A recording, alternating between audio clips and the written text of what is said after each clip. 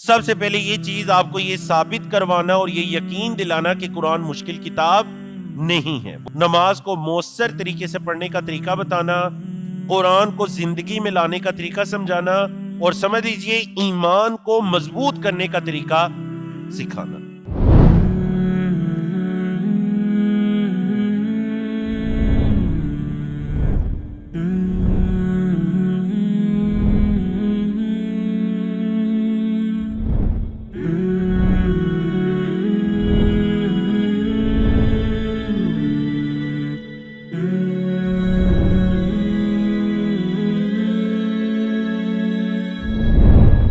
اب آپ کے ذہنوں میں یقیناً یہ سوال پیدا ہو رہا ہوگا کہ اس کورس کے اندر ہمارا سلیبس کیا ہوگا. تو یاد رکھیے گا اس کورس کے اندر آپ کا سلیبس ہوگا جو آپ کو سکرین پر دکھائی دے رہے ہیں. جی کیا سلیبس ہوگا آپ سب کا انشاءاللہ؟ آپ نے کیا پڑھنا ہے اس کورس کے اندر؟ سورۃ الفاتحہ اور 30ویں پارے کی 6 سورتیں، جنہیں آپ کیسے آسانی سے یاد رکھ سکتے ہیں؟ دیکھیے، 4 قل، سورۃ العصر اور سورۃ النصر. 4 قل، سورۃ العصر اور سورۃ النصر، مطلب ایک سورۃ الفاتحہ اور 30ویں پارے کی 6 سورتیں. سورۃ الفاتحہ اور 30ویں پارے کی 6 سورتیں، تو کل یہ کتنی ہو گئیں؟ 7 سورتیں. اور اس کے علاوہ آذان ہوگی، وضو کے بعد کی دعا ہوگی، اور نماز کے مکمل ذکر و اذکار، التحیات ہے، درود شریف ہے، اور کچھ قرآنک مختصر دعائیں ہیں. لیکن ہمارے کورس کی جو خاص بات ہے وہ یہ کہ پورا کا پورا سلیبس ماشاءاللہ آپ کو زبانی یاد ہے. پورا کا پورا سلیبس آپ کو زبانی یاد ہے. تو دیکھیں، اگر آپ کسی کتاب کو سمجھنے کے لیے جا رہے ہیں اور وہ کتاب آپ کو پہلے سے یاد ہے تو سمجھنا کتنا آسان ہو جائے گا. تو اس کورس کے اندر سلیبس صرف اس وجہ سے نماز کے ذکر و اذکار رکھا گیا. یہ سلیبس ماشاءاللہ آپ کو بچپن سے یاد ہے. بولیں یہ سلیبس آپ کو بچپن سے یاد ہے. تو اب آپ نے کرنا کیا ہے؟ جو چیز آپ کو بچپن سے یاد ہے آپ نے بس اس چیز کو اچھی طرح سے سمجھنا ہے، اور اس چیز کے ذریعے آپ نے قرآنک الفاظ کو سمجھنا ہے. قرآن مجید کے 40,000 الفاظ کو آپ نے نماز کے ذکر و اذکار کے ذریعے سے سمجھنا ہے. جی تو ٹی پی آئی کا استعمال کیجئے، نہایت آسان گرامر کے ساتھ آپ تقریباً 232 ایسے الفاظ سیکھنے جا رہے ہیں جو قرآن مجید میں 41,000 بار آئے ہیں. تو کیا پتا چلا 41,000 الفاظ؟ یہ 41,000 الفاظ کتنے میں سے ہیں؟ 78,000 میں سے. بولیں 78,000 میں سے. تو مطلب یہ کہ نماز کا ہر دوسرا لفظ 78,000 میں سے آپ صرف نماز کے ذکر و اذکار کو سیکھ کر کتنے الفاظ سیکھ سکتے ہیں؟ 41,000.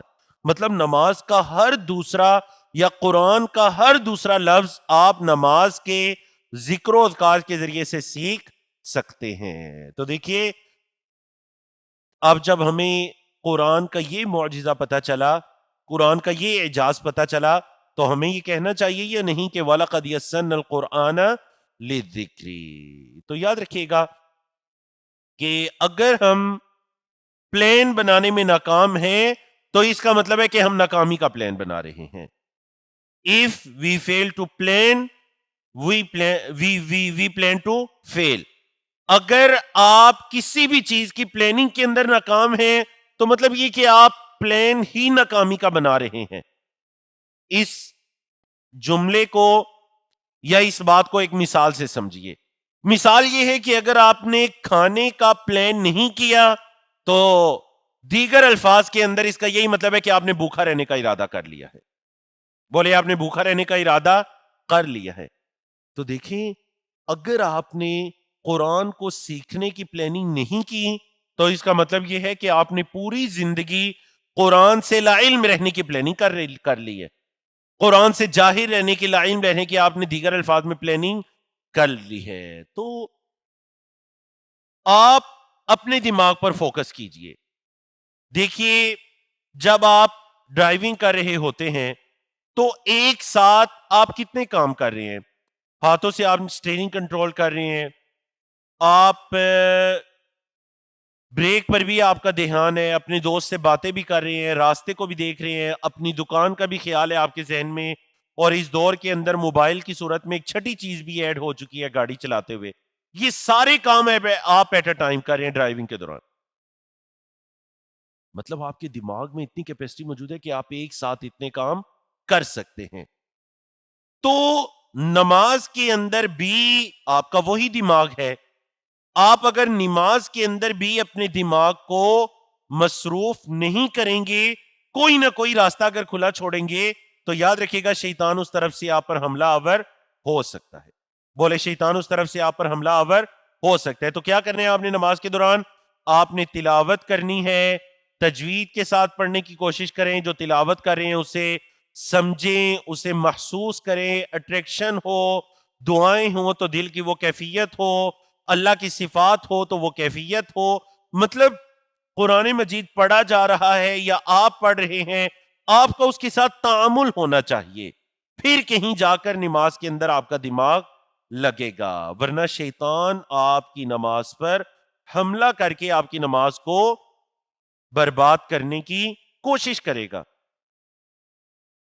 تو کورس کا سلیبس چونکہ نماز کی ذکر و اذکار ہیں, تو نہ صرف آپ قرآنک الفاظ کو سمجھ جاتے ہیں, بلکہ آپ اس کے ساتھ ساتھ آپ کی نمازوں کے اندر بھی بہتری آنے لگتی ہے, کیونکہ کورس کا سلیبس ہی نماز کے الفاظ ہیں. تو آپ نماز کے ذکر و اذکار اور جو آپ بچپن سے یاد کیا ہوا ہے آپ نے نماز کے اندر, وہ ایک ایک چیز آپ سمجھنا شروع ہو جاتے ہیں. اللہ اکبر. تو کورس کے مقاصد کے اندر سب سے پہلے یہ چیز آپ کو یہ ثابت کروانا اور یہ یقین دلانا کہ قرآن مشکل کتاب نہیں ہے. بولے قرآن مشکل کتاب نہیں ہے, کیونکہ اللہ نے خود فرما دیا وَلَقَدْ يَسَّرْنَا الْقُرْآنَ لِلذِّكْرِ. تو کورس کا دوسرا مقصد یہ ہوگا کہ قرآن کو سمجھنے کا آسان طریقہ سکھانا, لفظی ترجمے کے ساتھ اور ٹی پی آئی کے ذریعے سے یہ جاننا کہ ہم قرآن کو کیسے آسان طریقے کے ساتھ سمجھ سکتے ہیں, نماز کو مؤثر طریقے سے پڑھنے کا طریقہ بتانا, اور نماز میں تاکہ خوب دل لگے, خشوع خضوع پیدا ہو جائے, قرآن کو زندگی میں لانے کا طریقہ سمجھانا, اور سمجھ لیجئے ایمان کو مضبوط کرنے کا طریقہ سکھانا. دیکھیں جتنی آپ کی نمازیں اچھی ہوں گی, اللہ پر اتنا یقین زیادہ ہوگا, جتنا اللہ پر یقین زیادہ ہوگا اتنا آپ کا ایمان مضبوط ہوتا جائے گا, آپ اچھے مسلمان بنتے جائیں گے. تو اگر ہم اپنے معاشرے کے اندر بھی تبدیلی چاہتے ہیں تو اس کا ایک ہی حل ہے کہ آپ لوگوں کو قرآن و سنت کے قریب کیجئے, آپ لوگوں کو اللہ کی کتاب کے, نبی کریم صلی اللہ علیہ وسلم کی حدیث کے قریب کیجئے, جو اسلامی تعلیمات ہیں آپ لوگوں کو ان کے قریب کیجئے, ہم خود ان کے قریب ہوں اور دوسروں کو ان کے قریب کرنے والے بن جائیں. تو یہ ہمارے اس کورس کے مقاصد میں سے. اور اس کورس کی جو امتیازی خصوصیات ہیں, سب سے پہلے یہ کہ دیکھیں کورس کا آغاز ہم کس سے کریں گے؟ سورۃ الفاتحہ سے. آج انشاءاللہ ہم سورۃ الفاتحہ کا آغاز کر دیں گے تعوذ پڑھ کے.